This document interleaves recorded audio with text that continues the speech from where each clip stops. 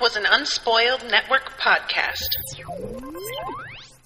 This is Spoil Me, covering Deep Wizardry by Diane Duane, brought to you by Tristan Haydett. Chapters, Ed's Song, A Song of Battles, Fear Song, The Grey Lord's Song, and Truth Song. In these chapters, Nita finally tells her parents about her magic, and she meets a shark.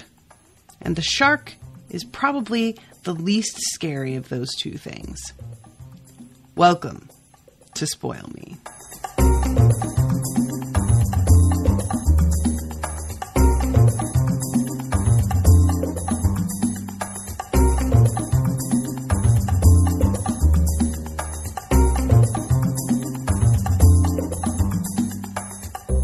Welcome to the show, everybody. I am Natasha.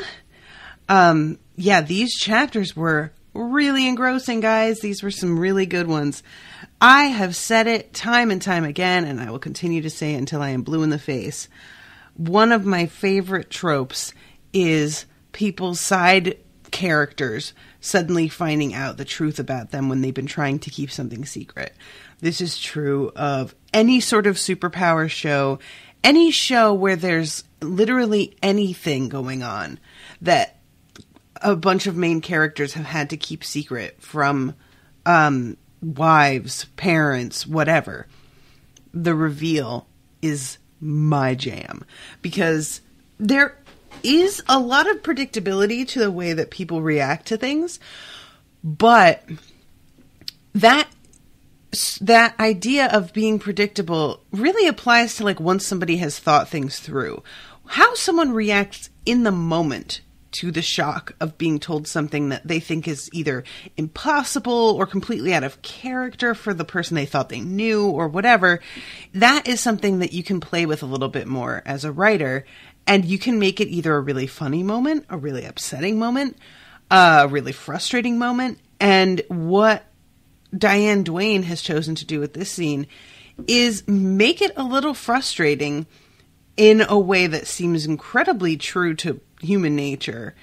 And I just wasn't expecting her to tell the truth. I wanted her to tell the truth, but it would be really understandable if Nita decided that telling the truth was not in her best interest in the end. I would really get it. So when it starts to, like, tumble out and she just goes for it, I was like, yes, thank God, because there is no way that this is going to be sustainable. And I said that when, they get home and the first time and it's after hours, I was just like, this song is supposed to take 2 full days. I do not understand how they're going to be able to pull this off without saying anything to anybody. And it turns out that they don't either. They don't know how they could possibly pull that off. I don't see how her parents are going to make it 2 days with her and Kit gone and not lose their goddamn minds. Like, I'm getting ahead of myself here, but, like, I have just been, I am not a parent, but I really remember a couple of times. I think once I was at, like, soccer practice, and I went with a bunch of people who were, like, in there was these huge drain pipes that were, like, 2 feet across. And as we all waited for our parents to come pick us up, we would go into the drain pipes and hide out and, like, play around. And I remember one time not realizing how much time had passed when I went down there. And when I came out, most people were already gone. And my mother was running around losing her shit looking for me, crying, shaking, and the panic of it. And, that's obviously going to be a different scenario since she didn't know that I had gone anywhere. Like, this is just her thinking that I'm lost. But that's the sort of thing that I think of when I think about parents and their kids being in danger. It's just the sort of, like, mindless fear.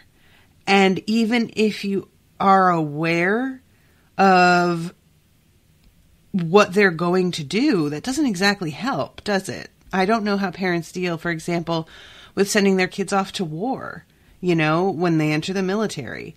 And this is just asking a lot. And I appreciate that it's asking less than what it turns out Nita has been asked for. And it's asking less than a lot of the people involved. But it's still, these are not folks who have been emotionally prepared to make this kind of sacrifice. And it's going to be really abrupt. So I'm just kind of worried about them in a way. But let's back up here and let's talk about the shark. The first chapter in this section is Ed's song. And we begin with Nita talking to her mother and her mother being worried that Nita is beginning to like physically get involved with Kit. Thinking that either they're having sex or they're at the very least like experimenting, making out God knows what. And Nita is like, I would tell you about that before I did it because you know me, I ask advice on everything. I would talk to you about it first. And I just can't imagine having that kind of relationship. Like, I was able to be more open with my mom than a lot of people are, and I still lied to her initially about whether I was getting sexually active. And I just really, like, wonder how true that is. Like, would she ask advice? It seems like she means it when she says it. But you can think that you're going to be open about something, and then when the time comes, realize that this is way more than you want to share. So I'm really curious about that. And it's a weird sort of intersection of, like, it's just sort of hilarious that we find out, like, what the stakes are here. And she's over here acting, like, horrified and outraged at the idea that her mom thinks that she's messing around with Kit. And it's like, yeah, you're literally on a suicide mission. But keep on being shocked by this whole concept. So her mother then is like, well, okay, if you're not messing around, what the fuck are you doing all day? Because you're gone. And we don't know what to make of it. And she's like, we talk, we look at stuff, we explore. And then just sort of trails off and is finally like, he's just my friend. And I'm like, oh, Nita, bless you. And she's finally, her mother just leaves it alone. And tells her to be back by the time it gets dark, which, spoiler alert, Nita does not do because time just passes so much faster. Oh, Tristan's here. Hi, Tristan.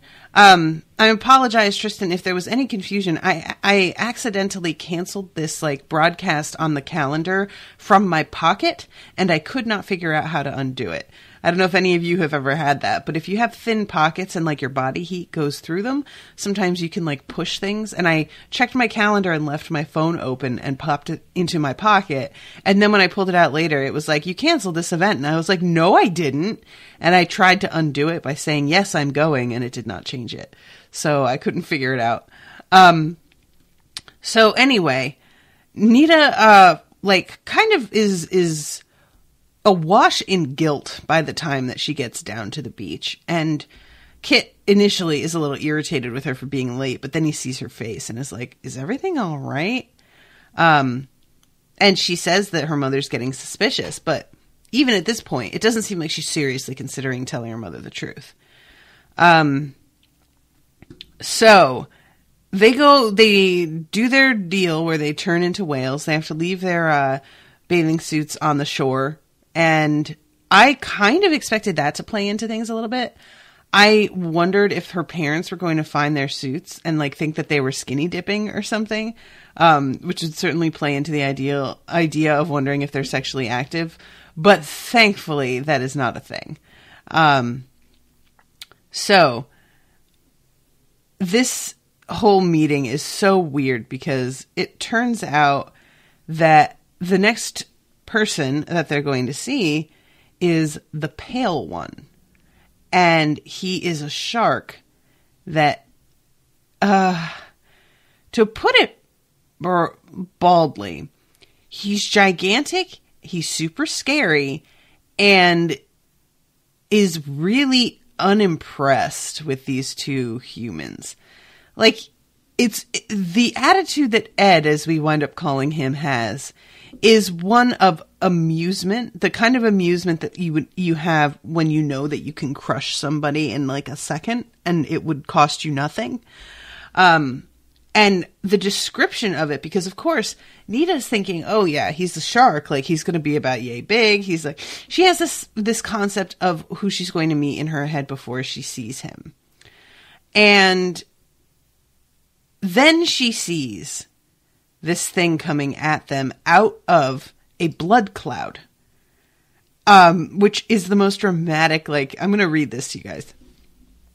The milky water ahead of them had a great cloud of blood hanging and swirling in it, with small bright shapes flashing in and out of the cloud in mindless confusion. Nita let out one small squeak of fear, then forced herself to be quiet.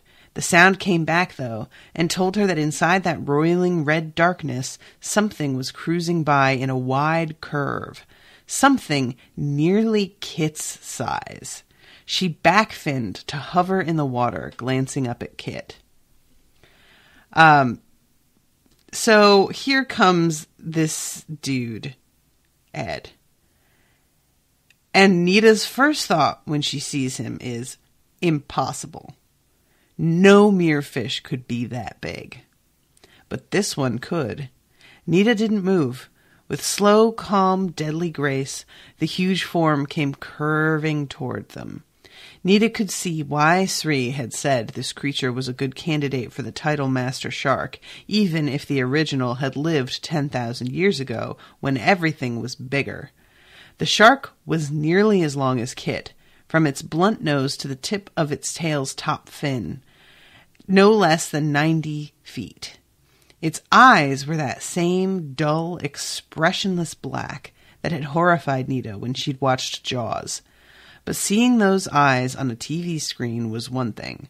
Having them dwell on you, calm and hungry even after a feeding frenzy, that was much worse. Yo!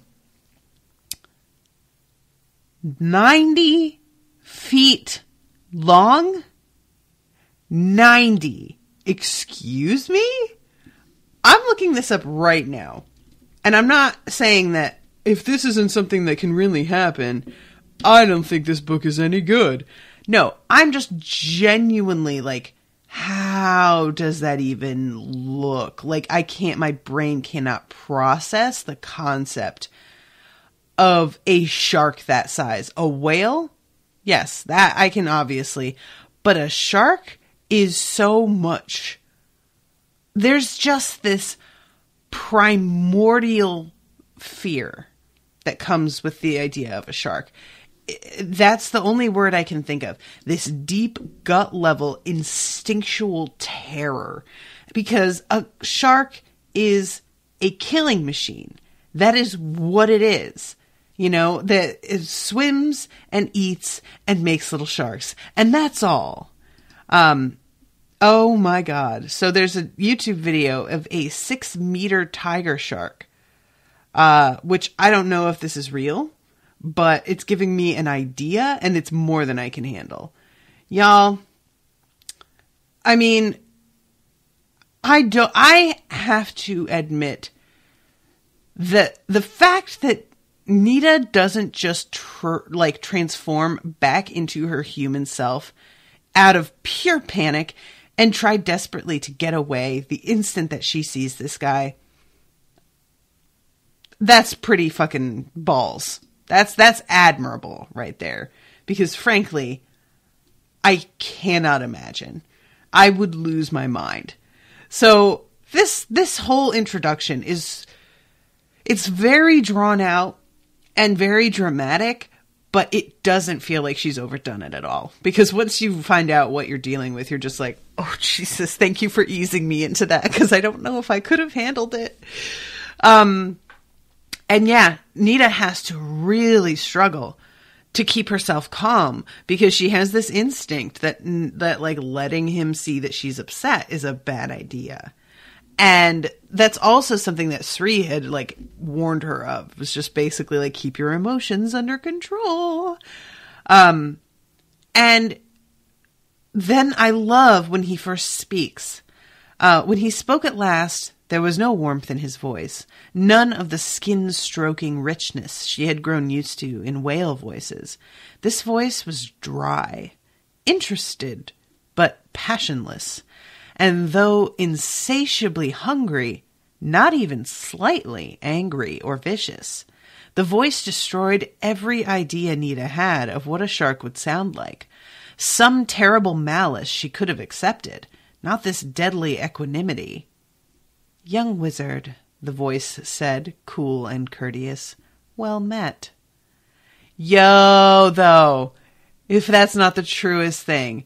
Somebody who is cool to the point of feeling like they are not even connected to their emotions is so much more scary than somebody who's angry. Like, there's just, I was trying to think, like, if I wanted to see this scene, in an animated movie, who would I want to voice Ed?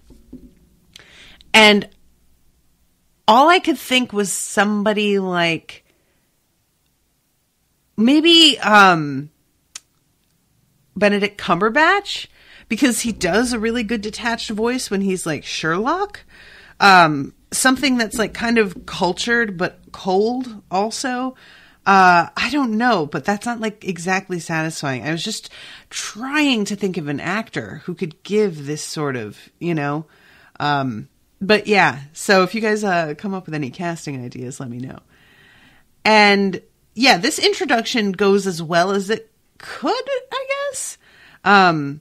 Kit is like really irritated by this guy, and Kit also has this like false sense that that Ed would be no match for him because he is so like that he's so big, but it, even being proved wrong, even when Ed visually is obviously almost the same size as Kit, he's still operating with this like weird sort of swagger initially and being like the nerve of this guy. And they all have to sort of work to calm him the fuck down. That thing could eat us all if it wanted to. If he wanted to, said the pale one, glancing at Nita and fixing her just for a moment with one of those expressionless eyes. Peace, young human. I'll deal with you in a moment.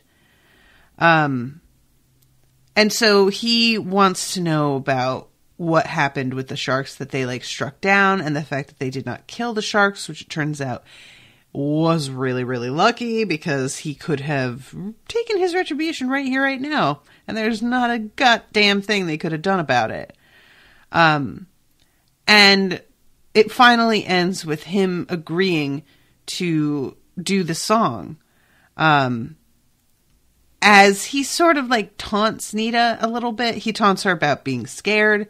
Then when she says, well, if I said I was scared, that invites you to eat me. Saying I'm not would be stupid and a lie. And he says, you're wise not to lie to a shark, nor to tell him that particular truth. After all, fear is distress, and I end distress. That's my job. So beware. I'm pleased to meet you, but don't bleed around me. Which, like, goddamn, I end distress. That's my job. Yikes. You know what? He's like a friggin', like, he's the bullet that you shoot into the horse's skull. It's really, he's scary, guys. He's scary, and I don't like him. And then when he says, like, when Kit has the unmitigated gall to act like he's going to be able to stand up to this guy by baring his teeth, this shark says to him, a sperm whale is still no match for me. He said this with the utter calm of someone telling someone else what time it was.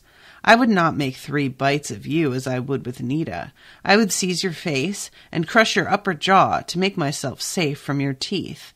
Then I would take hold of that great tongue of yours and not let go until I had ripped it loose to devour. Smaller sharks than I am have done that to sperm whales before. The tongue is, shall we say, a delicacy.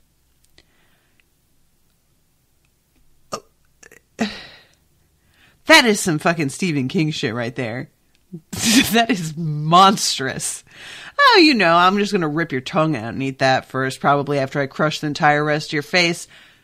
Sir, decorum, please. We are in a meeting. I just can't with this guy. I love him. I think he's a great character, but Jesus Christ. And then he ends with, I frighten no one. No one who fears gets it from anywhere but himself or herself. Cast the fear out, and then I am nothing to fear. Liar. Liar. Like, I get his point, and really fundamentally, I get it and agree with it, but like, in practice, no, sir, you do frighten someone, and that someone is me, and I would appreciate it if you could just keep that shit to yourself. It kind of reminds me of a woman, there was a tweet a little while back where a woman said, I was in a meeting with some coworkers, and one of them told me they said I was intimidating. And the other person said, is she intimidating or are you intimidated? And that she vowed from that moment on not to let herself feel responsible for the way other people reacted to her. And I think that's a wise way to go through life. But I also think you have to be aware of the social impacts of things that you say and the way it will be interpreted, Ed. And telling someone exactly how you would kill them and tear them apart is going to elicit fear in the average person. So, maybe just shy away from that and stop acting like you don't fucking frighten anybody. So he continues with this like taunting with Nita. And then finally, when he's talking about the taking of the vow, admits that Time Heart is not even something that he believes in. He believes in the power that the wizards have. But as far as the Time Heart being the source of that power, that's something that he doesn't really hold with, because he's kind of a creature of logic. Despite believing in the power of the wizards, he wants to be able to see it. So I found that to be sort of an interesting little, that leads to him having a certain tone in his voice when he takes the vow, that Nita notices. And I don't know if that's going to wind up coming back to bite us or what, but it was just an interesting little moment. So he says, he's talking with them also after that about the, deal with the Krakens, that they are, breeding this year, breaking their usual 11-year cycle, and they're bigger than usual. In the deep water, Krakens had been seen that would be a match for just about any whale or submarine they grabbed. And Ed says, my own people have been reporting trouble with the bottom dwellers, but any sharks who cannot escape such are no longer entitled to the mastery's protection in any case.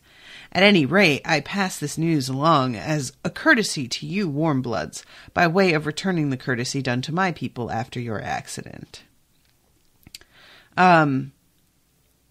So then there's the talk of advisories and seniors have been dying like clams at red tide lately. As if, the master shark said, someone or something did not care to have the song enacted just now. His voice sounded remote. I'm reminded of that song enacted, 130,000 moons ago, when the bottom shook as it does now, and the lone one had newly lost the battle of the trees. One wizard was injured by rockfall when they made the journey down through the gates of the sea.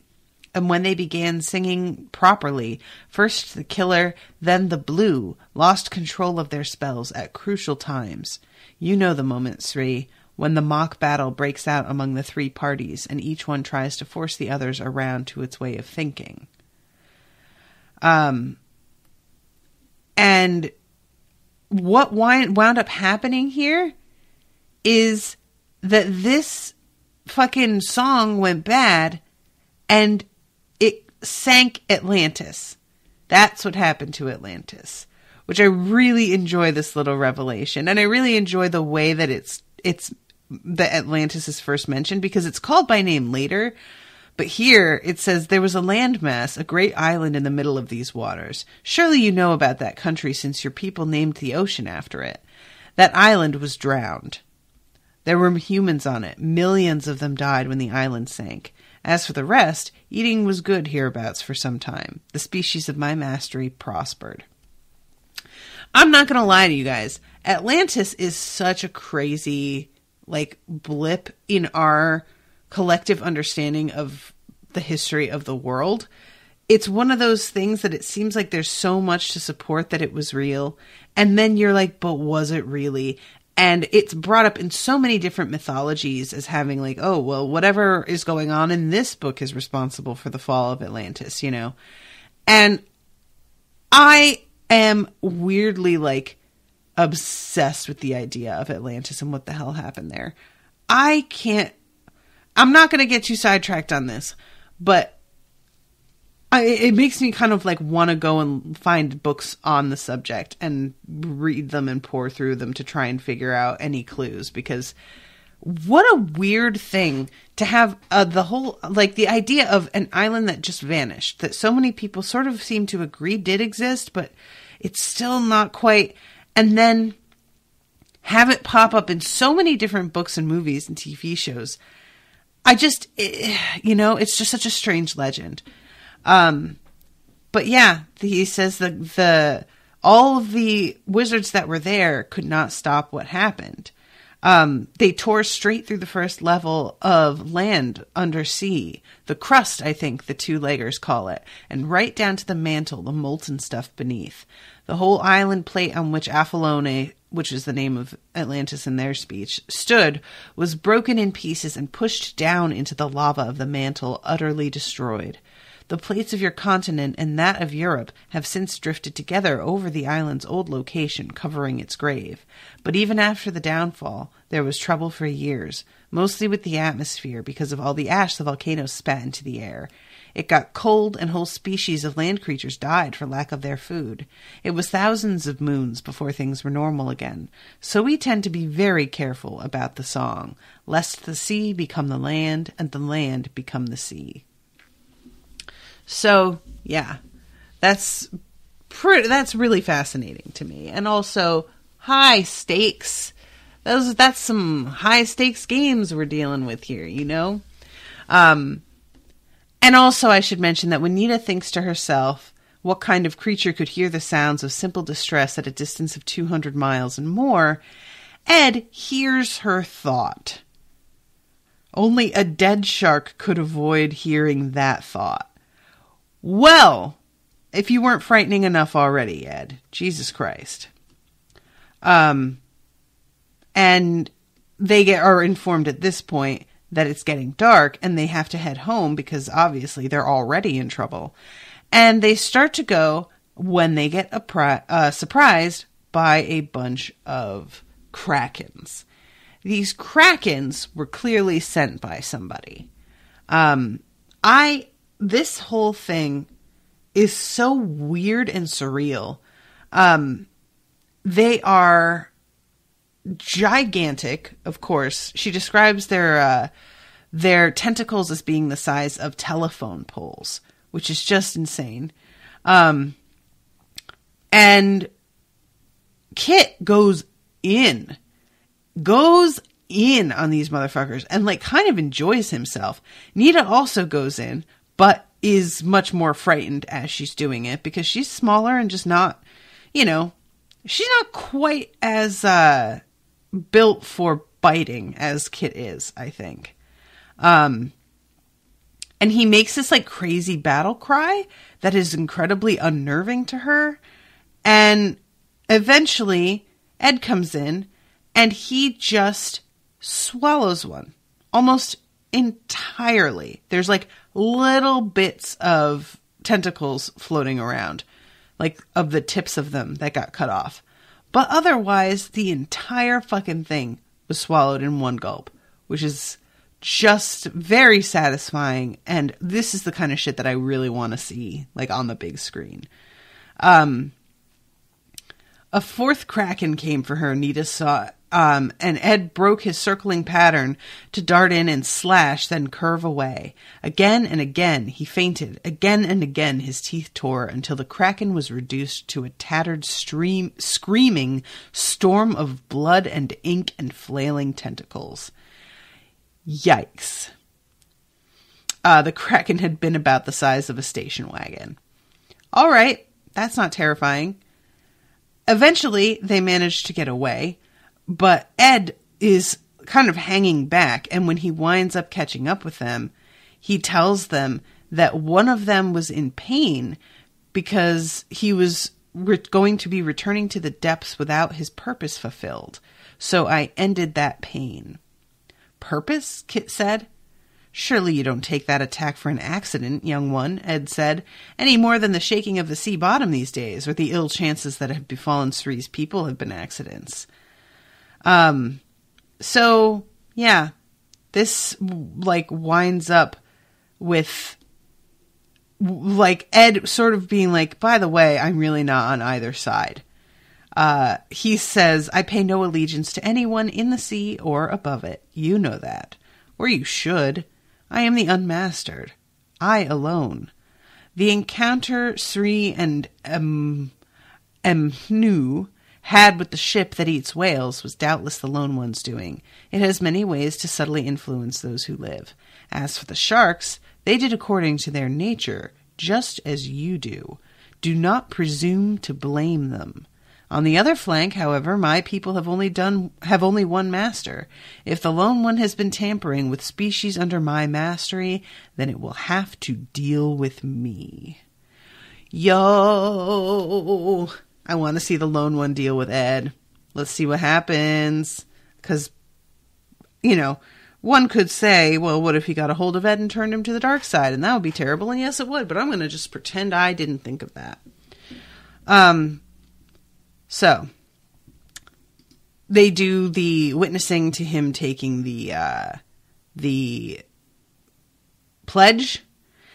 And then they get up out of the water and they realize that their parents are flipping the fuck out on the shore because there is a shark fin sticking out of the water. Pretty soon, there is more than a shark fin because Ed hurls himself up out of the water. Can we talk about the fact that sharks can do this? Because I didn't know what I was like. I always thought whales can do this, dolphins can do this. That's it. And I remember the first time that I found out, I think it was maybe 8-10 years ago, that there was a video of sharks coming out of the water and attacking things that were basically completely out of the water or in midair even. And my entire body reacted nope, no, that's not, nope. And of course it was a montage of 15 different sharks doing this. And every single time I saw another one, I felt like I died a little because I just kept being continuously proven wrong. The fact that sharks are what they are and can do what they do and also can jump up out of the water like this, it feels really unfair. It just seems like too much. Yeah, the whole thing is just he's doing them a favor that he's showing up distracting everyone so they don't notice their two kids getting out of the water and getting dressed again. But guess who does see? Dairine. And Dairine is obviously, we find out later, and I was right about this because I couldn't understand how Nita was acting like she was keeping secrets when it seemed like at the end of the last book, Dairine was able to tell what the book was. And it turns out that the fact that Dairine can see the book and read it for what it is rather than it looking like just a kid's book, means that she has some magical ability of her own. And Nita, I have to say, deals with this with a lot of grace because it would be so tempting to just sort of let it eat you up that your sister is going to get to do the things that you do. And Nita has to come to terms with the fact that not only is her sister going to be able to do this thing, but it's very possible her sister will be better at it than her because she is so intelligent. And Nita is aware that her little sister is smarter than she is and better than she is at a lot of stuff. So she kind of has to, like, you know, she's leading the way in terms of finding out that she's a wizard before her sister and learning how to do a lot of stuff before her. But when it comes right down to it, she's going to have to sit and watch her sister pass her by in some ways. And she's sort of like mentally trying to prepare herself for that because she knows it. And she also feels a little bad that she's having to, like, let go of this secret because it was really, it gave, and this is how secrets are. Am I right? If you know that your little sister is really good at something or at most things and smarter than you, knowing that you are a wizard is going to be really comforting. You're going to be like, yeah, she's smarter and better than I am at lots of stuff, but at least I have this that's not hers. So she has to give that up, which is really, that's a lot, you know, especially for somebody as young as Nita is. And I can't say that I wouldn't have been incredibly resentful at her age, but she just kind of tries to, like, approach it philosophically, you know, and just be like, well, you know, that's how it is. And what can you do? And I'm just going to try and be supportive of her and help her out. And I'm sure she'll help me out. And it'll be good to have her on my side. And I was just like, well, you know what? That is really admirable. And I like Darene's character a lot. So I'm looking forward to what happens as she starts to, like, come into her power a little bit. But it will definitely complicate things. Although now that their parents know, it might not complicate things as much as I thought initially. So we have Darene spotting them getting up out of the water and transforming from whales into people again. And obviously, you know, completely figuring out what the fuck is happening, that there's actual magic going on. And she advises Nita to either tell the truth or keep her mouth shut. And Darene offers to basically lie for her. They get in really big trouble. Obviously. There's a fucking shark out there. They're super late. Of course their parents assumed they'd been eaten. Like, why wouldn't you? And their parents, I say their parents when really it's Nita's parents. Nita's parents make them promise that the next day they are not going out of sight of the house at all. And she has to say yes, okay, yes, even though she knows very well that she's going to get up before dawn and leave. And I love this about Nita, that lying to her parents like this bothers her a lot. Like, she is just not interested in having to live this way. And there are so many kids out there that wouldn't think twice about it. Lying to their parents is second nature. I would love to say that it bothered me as much as it bothered Nita when I lied, but I would be lying. Lying didn't really start to bother me until like my mid-20s. I lied all the goddamn time before that and was really just like constructing whole other like stories when I didn't even need to sometimes, just because I found it interesting to see like what I could get away with. It was a very experimental phase in my life. And so this whole like the way that her gut is sort of eating at her, I think is a really good indicator of her character. And I just don't know how she can continue to do what she does. I guess telling her parents takes the most of those opportunities to lie out of the equation, but there are still going to be so many other situations in life where she's going to have to lie because she's a wizard and there's no way you can just tell the truth about this stuff most of the time. And I feel for her in that way, that she's kind of stuck in this place where lying is not really going to be optional after a point, but she doesn't like doing it. It's not necessarily going to bother her the same way as it does when she lies to her parents, but because like she really loves them and cares about them and their trust means a lot to her. But I still feel like it will bother her. So yeah, this is Dairine had gone right through Nita's wizard's manual, staring at all the strange maps and pictures. It was annoying enough to begin with that Dairine could see the book at all. Non-wizards, such as her mother and father, looking at it, usually saw an old beat-up copy of something called So You Want to Be a Wizard, apparently a kid's book. But Dairine saw what was there and was fascinated. And also, something's going on with Kit as well. I'm trying to find the exact point when she's thinking about it.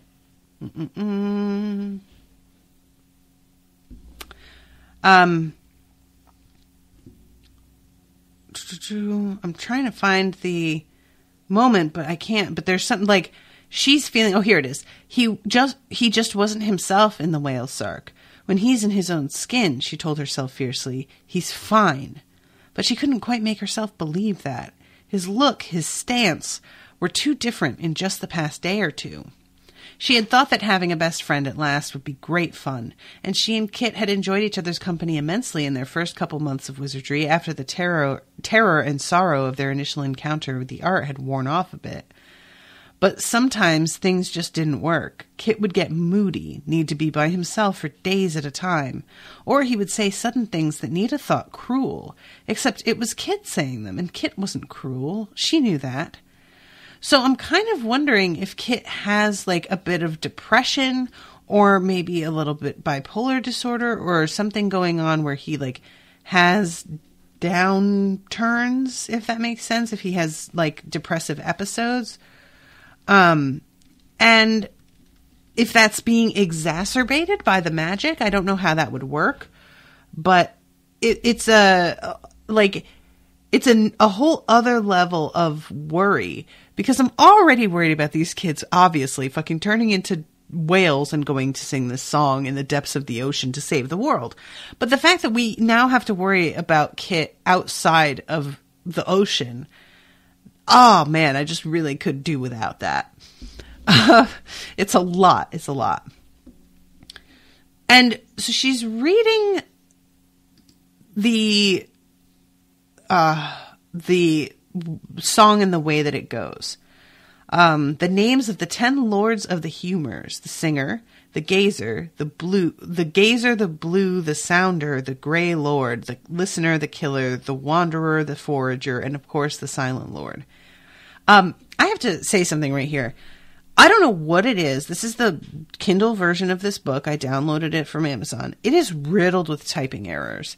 And I find that so weird. I know I said this like last time that there were some, but these chapters, there are missing commas. There are missing closing quotation marks or missing opening quotation marks. Like it's all over the place. There's words missing. And I don't know who did the friggin' proofreading on this, but this is a professionally published book, and I can't imagine how they managed to miss so much. It's really bad. It's distracting to a degree. Like in this, the singer, the gazer, the blue, the sounder, the gray lord, there are no commas between any of those at all. The gazer, the blue, the sounder, the gray lord is all put together as if it's one title, which I'm imagining is not correct. So yeah, it's just kind of catches me off guard every now and then because I'm just like distracted and confused by the way a sentence reads. And the master of the lesser death, who mastering it dieth not, for wizardry toucheth not one to whom it hath not been given freely, nor doth the messenger in wise partake of the message he bears. Like unraveling that. Just, I'm not even going to start on that. That was just too much. And as she's reading the rest of the song, it started to like kind of ring some bells, some warning bells for me, that it sounded like there was more going on than what Nita had thought was going on. Must I accept the barren gift, learn death, and lose my mastery? Then let them know whose blood and breath will take the gift and set them free. Whose is the voice and whose the mind to set at naught the well-sung game, when finned finality arrives and calls me by my secret name. Not old enough to love as yet, but old enough to die indeed.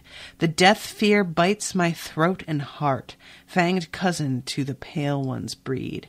But past the fear lies life for all, perhaps for me, and past my dread, past loss of mastery and life, the sea shall yet give up her dead.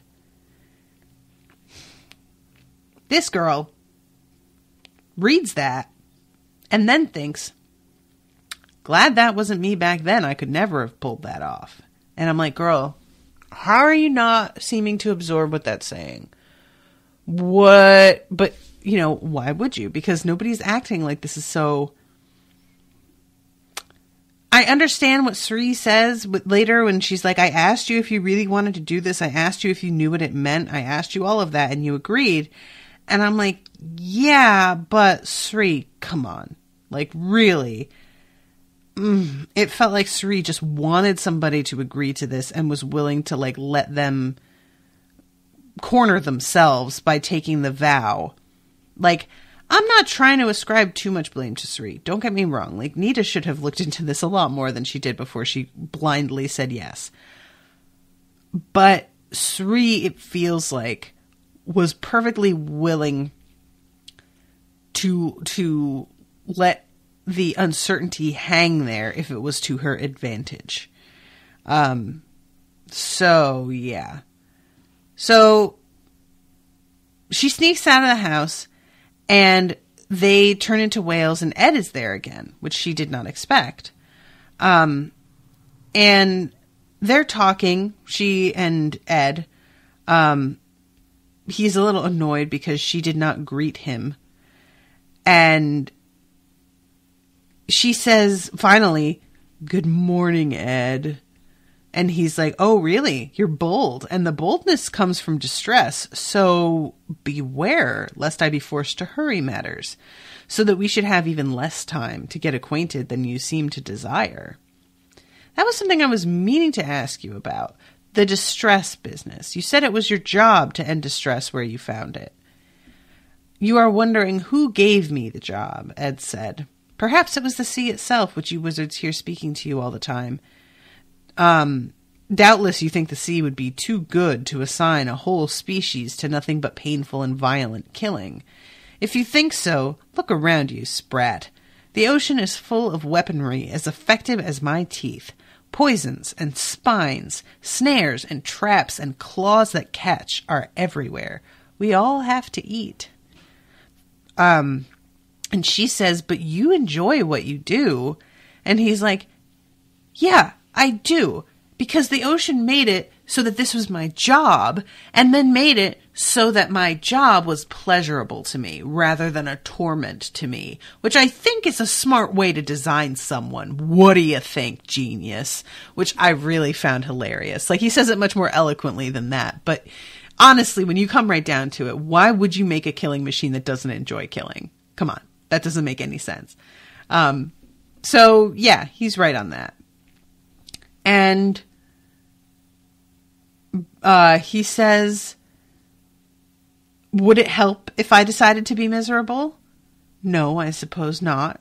So I go about my work with a merry heart and do well as a result. That should please you, I think.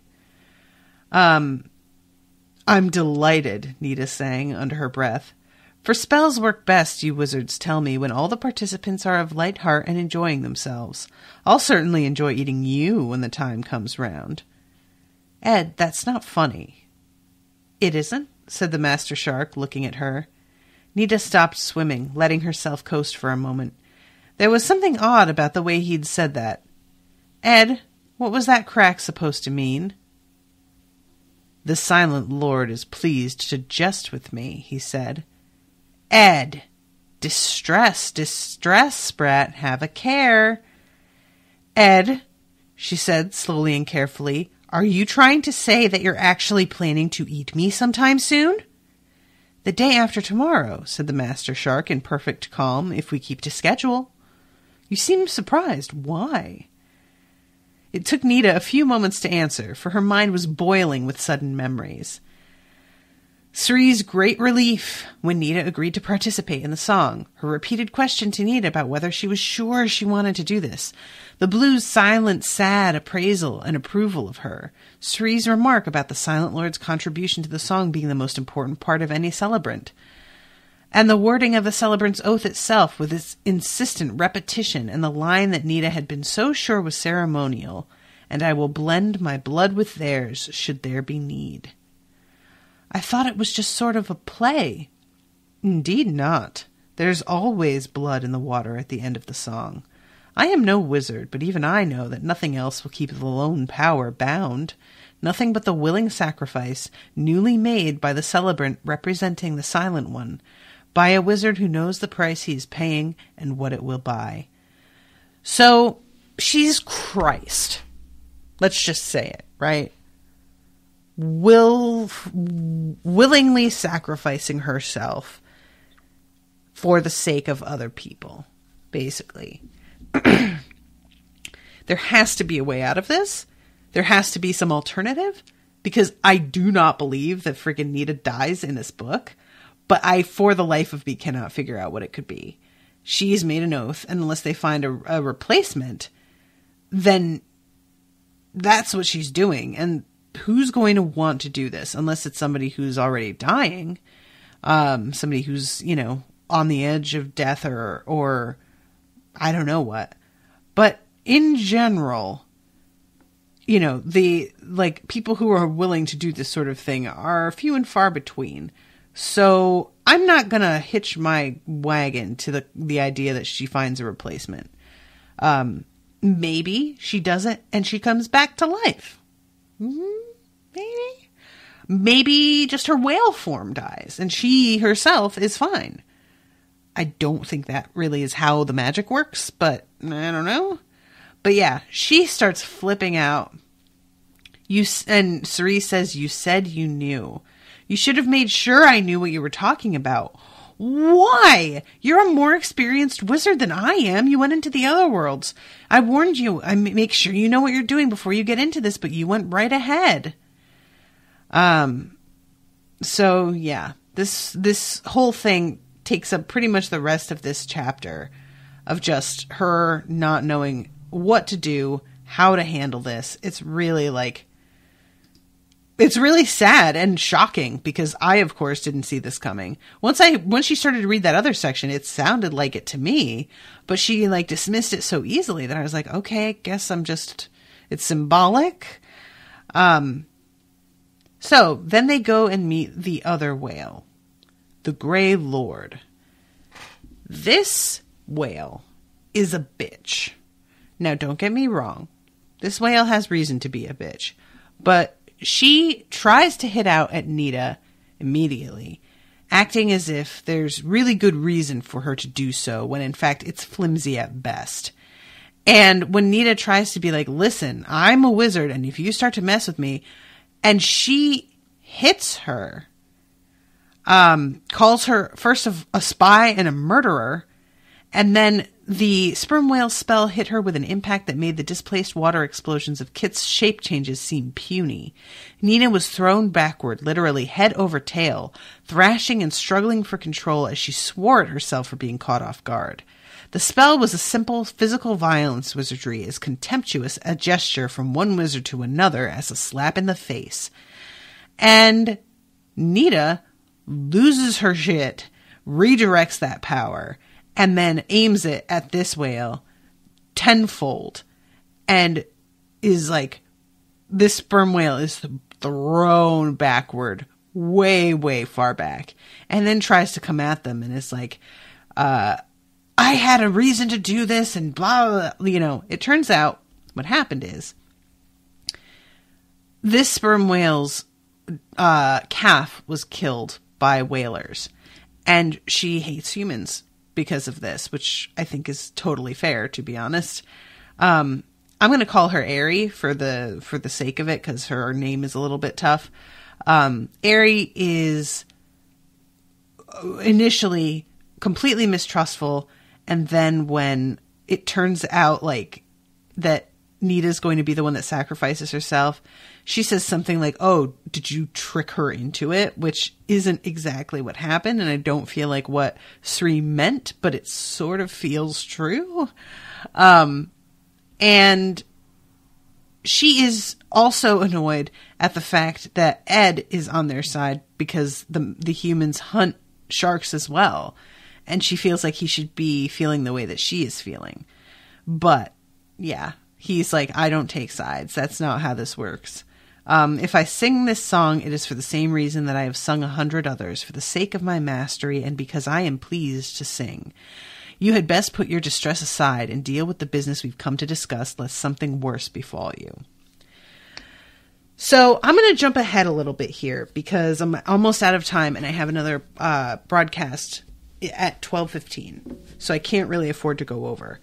But she finally winds up agreeing, but basically being like, "Listen, humans, I don't really like you, and you'd be better off keeping your distance from me." And then does like take the oath. And it is really frustrating how and again, I understand her disliking them, but it is really frustrating the way that she's behaving with them. I like her in some ways because of it. And because of her honesty with it. But yeah, it was just a frustrating moment.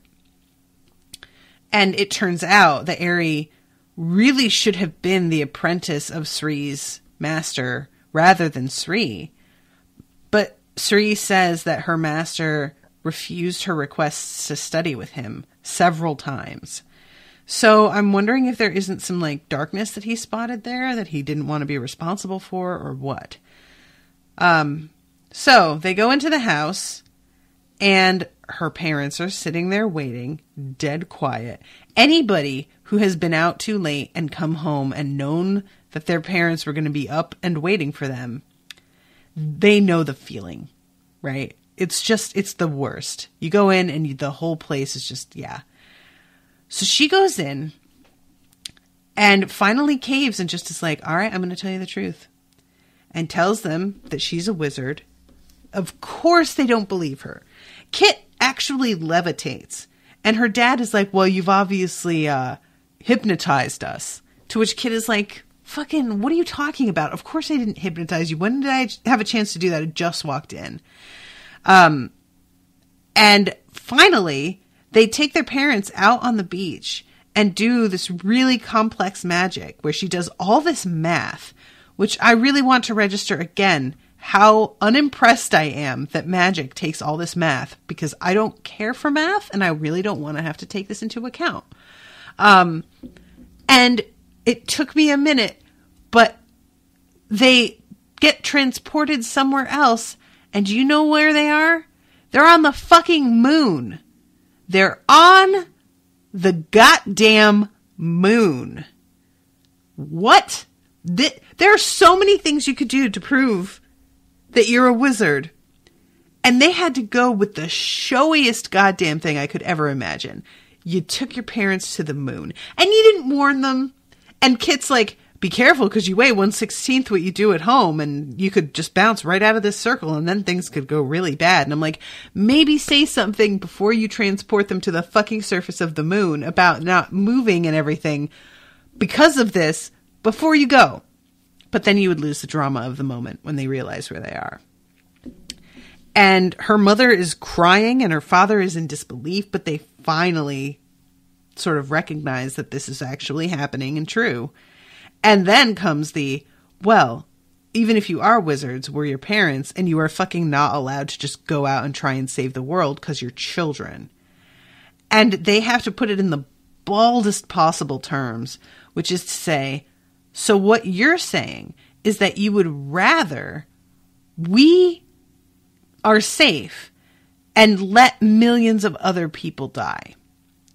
That's your priority, is that as long as we're safe, it's fine, even if an entire section of the world is wiped out of existence by these earthquakes. And they're like, no, that's not what we're saying. But they're like, no, but it is, though. That is what you're saying. And initially they try to be like, well, we don't know what you say is going to happen. And they're like, yeah, we do, though. We know. And they have this gravity to them that finally makes their parents admit, like, okay, clearly you guys know that something's about to happen. So maybe we should take this more seriously than we are. But it's like, it's really tough because I really get where their parents are coming from. And to be honest, wizards their age should not be dealing with this shit. But we don't live in that kind of world, so, you know? So it ends with their parents, like, I don't want to say, like, agreeing, but just kind of, like, being like, I can't believe this. This shouldn't be. And they're like, no, it shouldn't. And she tells him we've survived a lot worse. And she even says something like, there are some things in the world more important than doing what you tell us. Which, I mean, that's exactly the thing that parents want their kids to understand, is the difference between what's right and wrong, except when parents are the ones who are in the wrong, of course. We never anticipate that that's going to be the position we wind up in. So yeah, they go upstairs to go to bed, and her sister is super mad that she didn't get to go to the moon. And Nita has to promise that she'll take her next time. Remind me to see that the runt here gets to the moon in the near future. Next week, maybe, if she behaves. So, yeah. It turns out that one of the advice from Peach, read the fine print, was very important on this, but we found that out too late. And then also, the night was do what the night tells you. She thought it was like the nighttime, but what it really was night, like a night of, a fighting night, and that it's her little sister who's like a junior Jedi, which feels so opaque that it's almost as if it would be better if Peach didn't say anything. But that's the way prophecy tends to work, right? So what are you going to do? All right. Well, guys, thank you so much for coming. I'm sorry that I'm out of time and I really can't take any other questions here, but I want to thank Tristan again for commissioning this. This book has really been fun, very anxiety inducing, but fun. And I hopefully will be seeing you all very soon with a new episode.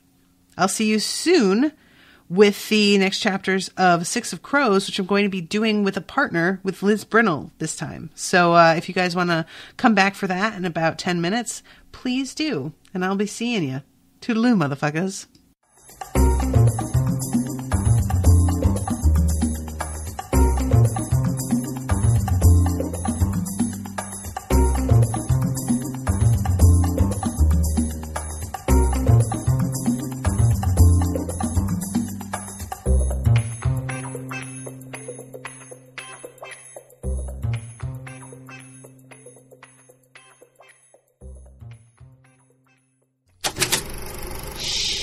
That was an Unspoiled Network podcast.